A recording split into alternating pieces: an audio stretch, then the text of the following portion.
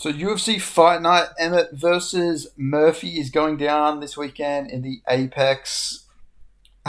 And let's just get into the card. First, we have Luma Lookboom versus Estela Nunez. I mean,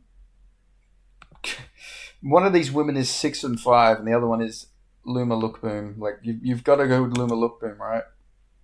4 losses somehow in the UFC. I don't understand that. I guess because she got injured against Victoria Dudakova, but she's just got destroyed in all of her fights. Lost to Angela Lee, so no shame there, but she's just not UFC level. She is a striker too, I believe. And I'm just got to go with the Muay Thai fighter from Thailand to get this one done. Luma Lookboom's actually really good.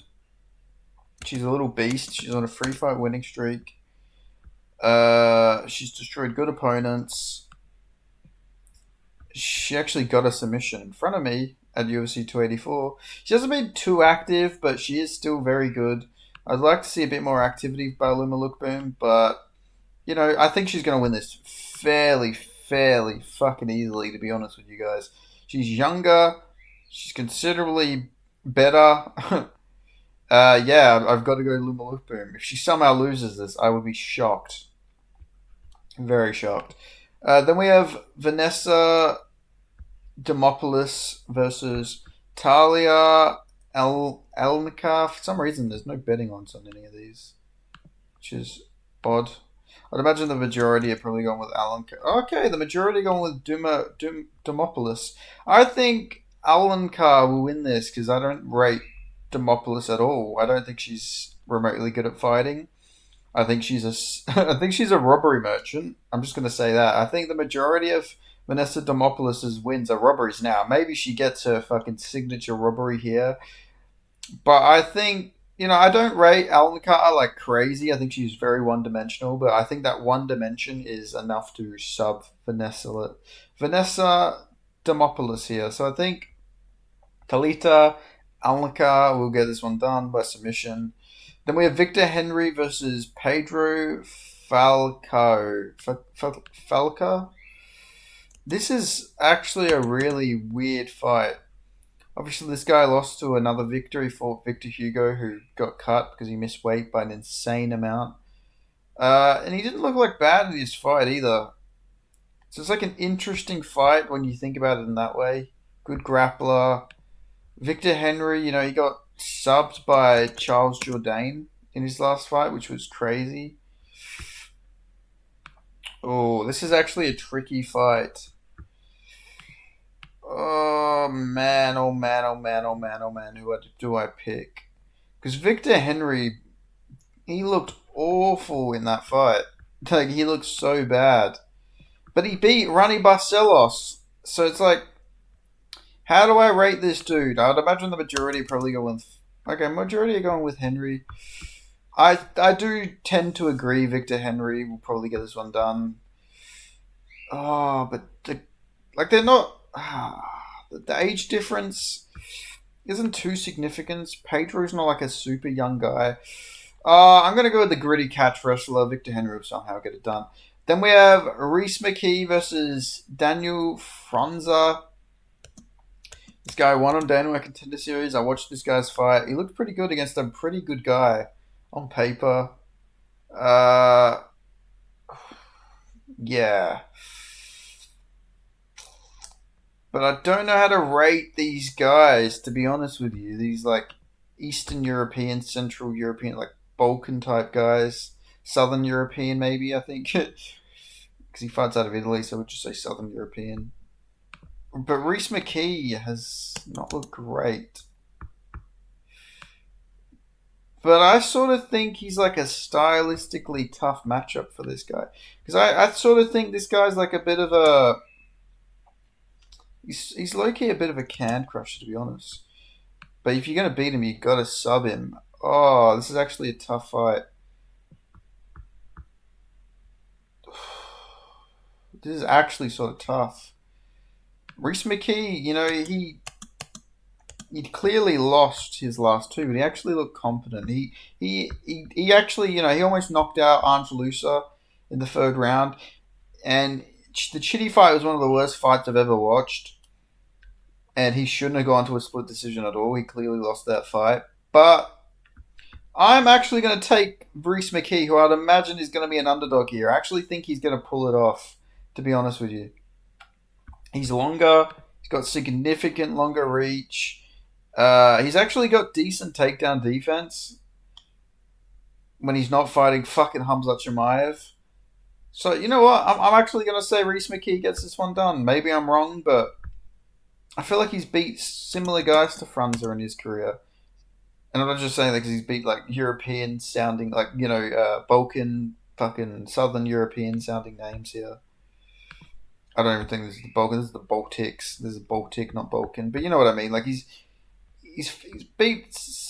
He's got submissions. He beat Justin Burleson. Burleson's a pretty good guy. I think he can find a KO here. You know what? I'm gonna risk it. I'm gonna Reese McKee. I could be wrong on this one, but I just have a feeling Reese McKee's gonna get this one done. I don't know. I wasn't super impressed with Franza from memory. Maybe I'll change my mind. Then we have Barboza versus Bellabita. I'm gonna go Barboza. I think she'll beat Bellabita. Bellabita got subbed by Molly McCann. Yeah, but I feel like that's all I got to say, right? She got subbed by Molly McCann. Like in no point should you be getting subbed by Molly McCann. I believe this is froze. This is not good. This is a problem. Okay, there we go. Bellabita's up.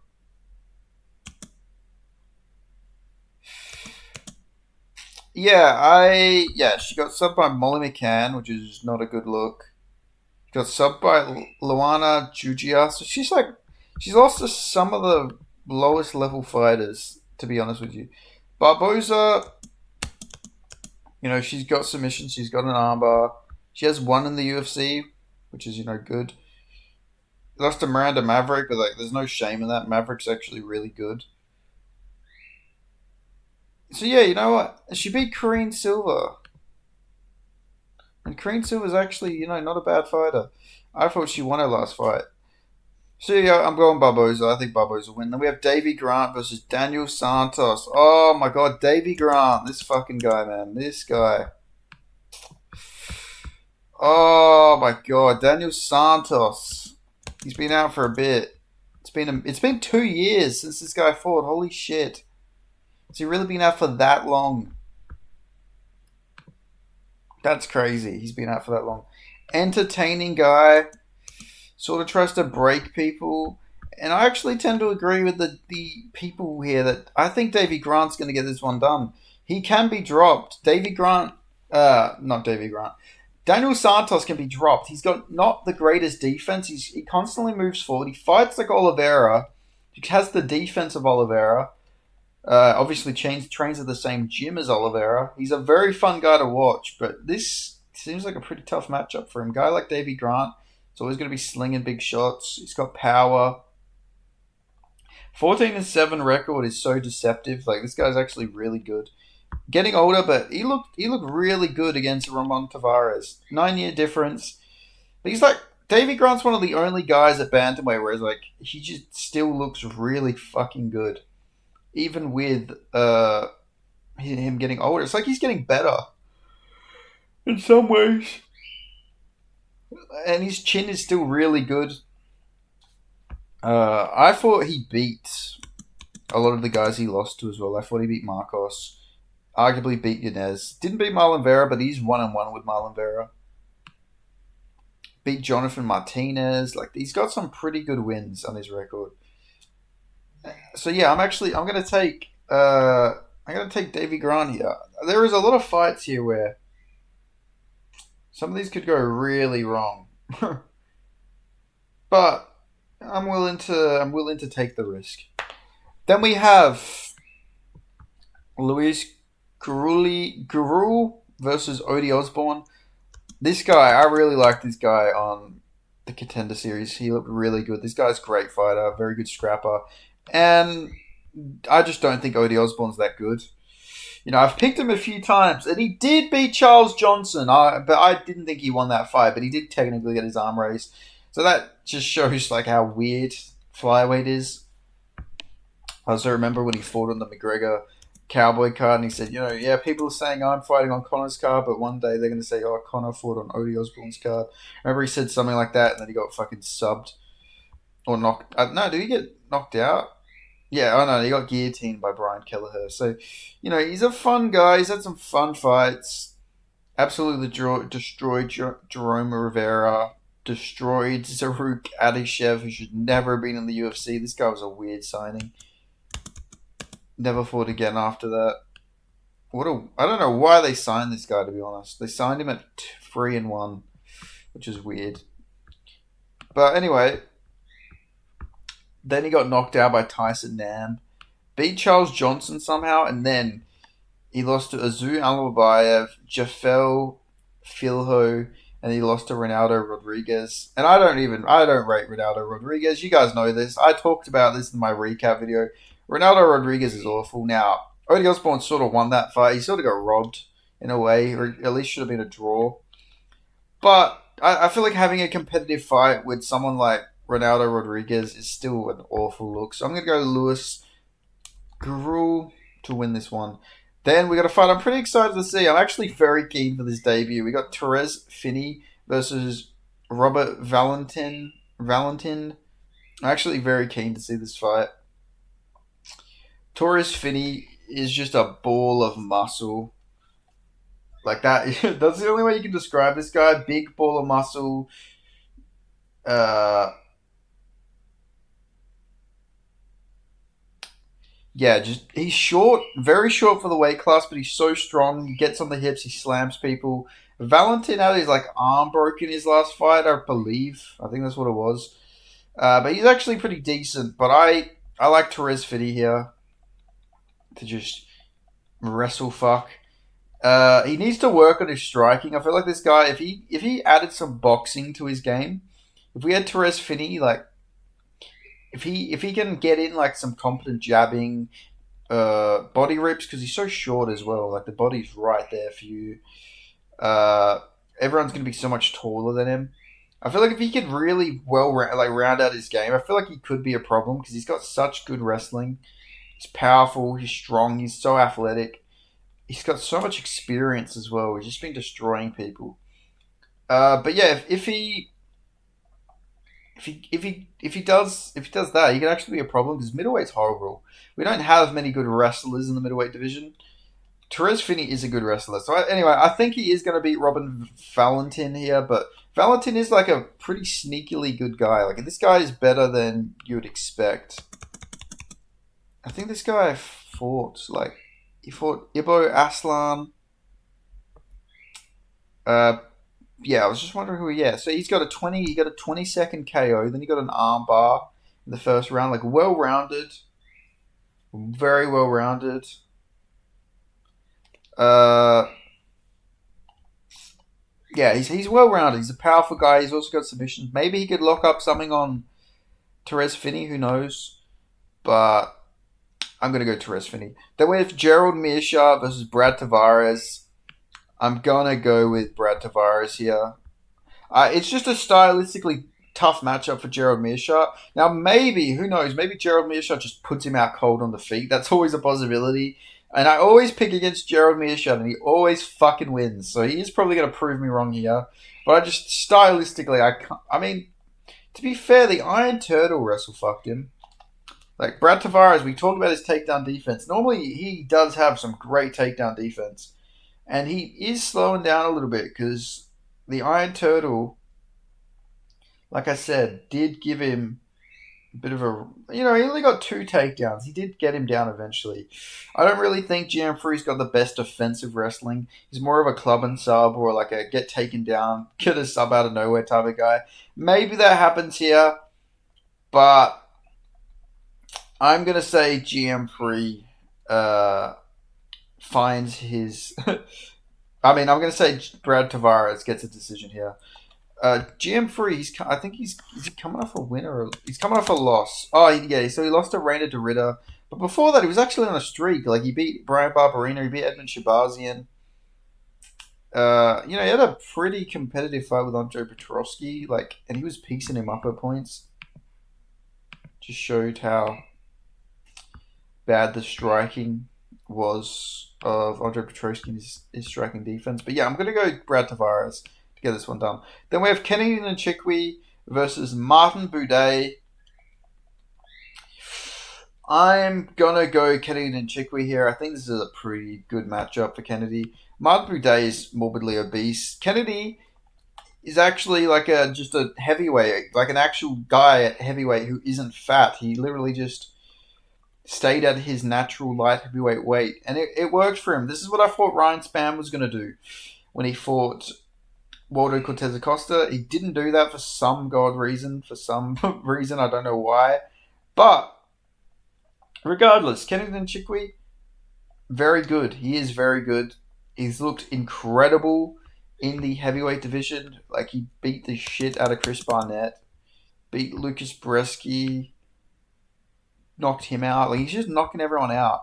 Somehow lost to OSP in 2024 and lost to Dustin Jacoby, but I think that weight cut just took his chin a little bit. Martin Buday's not a knockout artist. I think he's getting put out here. And I mean, he got knocked out by Shabil Gaziv. I don't even think he beat Andrei Arlovsky. I thought Arlovsky won that fucking fight. Got cut for no reason, to be honest. So yeah, I'm going to say Kennedy Nchikwi gets this one done. Then we have Cortavius Romanos versus Chang Ho Lee. I'm a big Chang Ho Lee fan. Ever since he beat that crazy good prospect on... Wow, okay, I said crazy good prospect. He's actually lost 2 fights instead. That's crazy. This guy was actually really hyped up. Chang Ho Lee, he says he wants to be the Korean Habib. I think he's actually pretty decent.